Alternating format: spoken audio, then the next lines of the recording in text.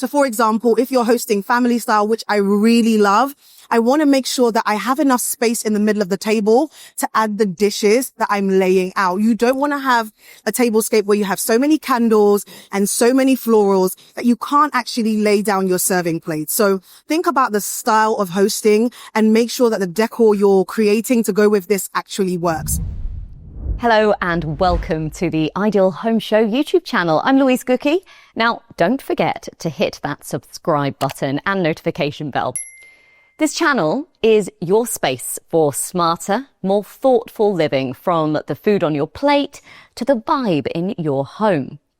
Today's episode is all about elevating your dinner parties, but not in the way you might think.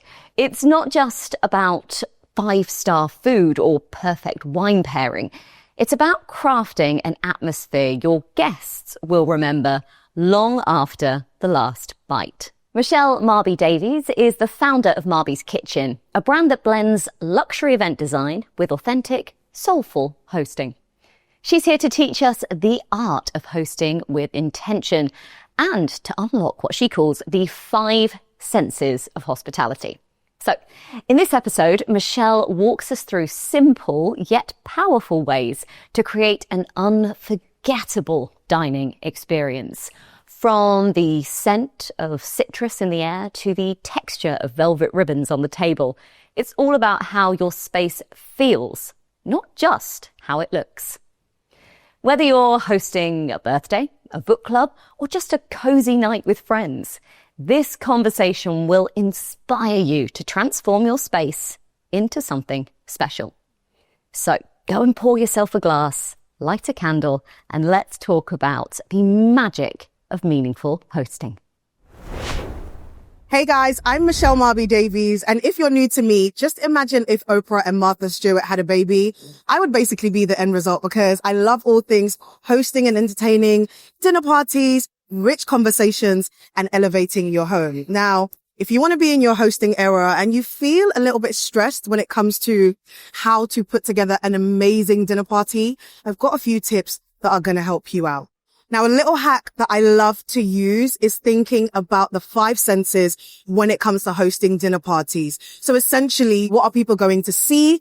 What are they going to taste? What are they going to touch? What are they going to smell? And what are they going to hear? Now, some of these are self-explanatory, but let's work through these. So first of all, what are people going to see? When they come into your space, what does your space look like? And it doesn't matter what kind of gathering you're hosting. You just want to consider what your guests are going to see as soon as they come into your space. So I like to just mentally work through and think, is my space tidy?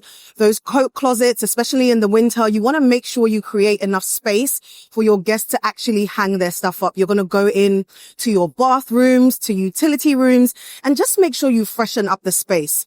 I always say you're not trying to impress your guests because it's your home. You don't want to feel like you're putting on a performance, but you want to think about creating the best experience possible. So work through the clutter. Sometimes you get used to the things that you see visually in your space, but it's really important to bear in mind that people that are coming in, they haven't seen this space before. And even if they have, you just want to make it the best experience possible for them. So what are they going to see? Now, within this category also comes your decor. I always say you don't want to overextend yourself, but little touches will really make a big impact. So things like my tablescape, I love coming up with ideas that work well for the season I'm in, but also the kind of dinner party I'm hosting. Think about how that tablescape is also going to work based on the way that you're serving.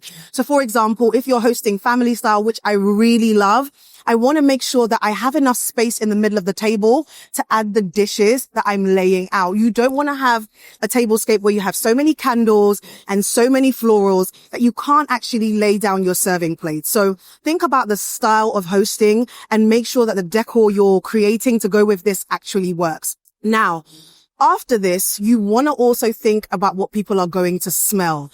Fragrance is one of my favorite ways to create a sensory experience for my guests when they come into my space. So right from when they walk in through that front door, just like when you are in a 5-star hotel or a luxury resort, don't we love those? You come in and what you smell just kind of it creates a special experience for you. And you can do that through diffusers. You can do that through wall plugins. You can use candles, candle warmers if it's a bit too hot to actually turn on your candles or burn your candles. It's just thinking about all the ways that you can incorporate scent into your guest experience. Now, one of the things that I really love to do when I'm hosting is to fold up some tea towels, hand towels in your bathroom, and then just put a few drops of essential oil. So whether it's lemongrass, whether it's grapefruit, have some fun with this. You can explore with the kind of scents that you go for. It doesn't have to be your traditional scents. But the great thing about this is because your bathroom door is typically closed, what happens is that scent really fills up the space in the room. And if you don't want to put it on hand towels, you can also just place it on cotton balls and pop these in little corners in your bathroom. Again, when guests come in, it's going to create a great experience for them when it comes to the scent.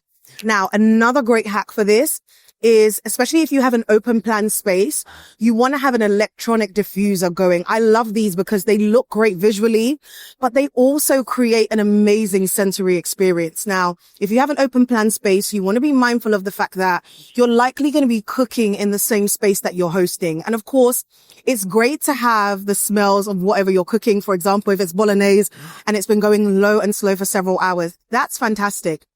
But sometimes you just want something fresh and vibrant that guests are going to enjoy. So what I love to do is go for citrus-based scents. So in this space, I will typically have things like lemongrass going, mandarin, grapefruit. It's kind of in that food group, but because it's citrusy, it's going to cut through those food smells really well. Again, when it comes to scent, sometimes it's not just about what you're adding in, but what you're taking away. So I always encourage people, when you're cooking, if you don't have really bad allergies, open up the windows because you just want that fresh air to circulate in your space. And another tip is to remember that your upholstery and your fabrics will carry scent as well. So sometimes I like to spray a room spray just on my curtains. And whilst I have the windows open, that wind is going to really push that scent all through the space. Again, there's so many ways you can do this. I know there's two different camps when it comes to your actual tablescape in terms of, can I put scented candles?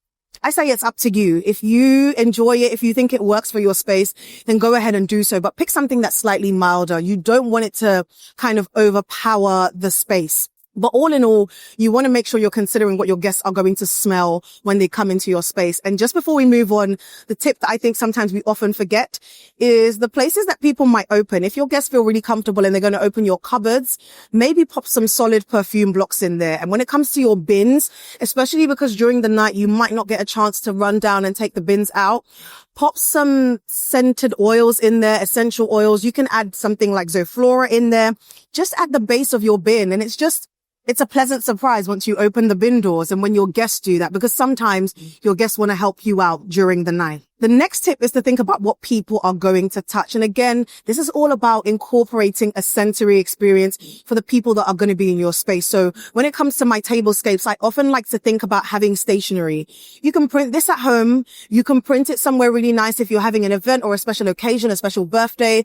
Just getting paper that has a slightly higher quality and feel to it is a great way to make sure your guests are able to touch something that feels like an elevated experience.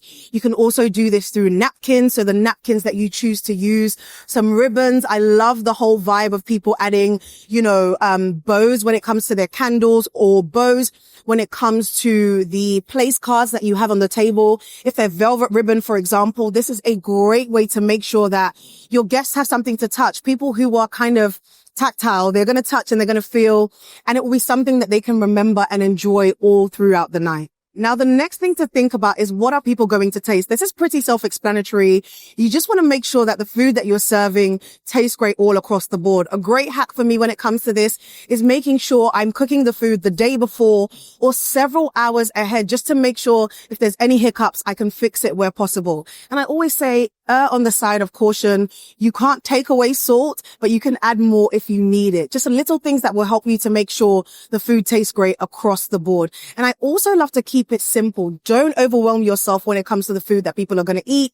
Less is more. The more restrictions you give yourself, the more you're able to excel in the dishes that you actually make.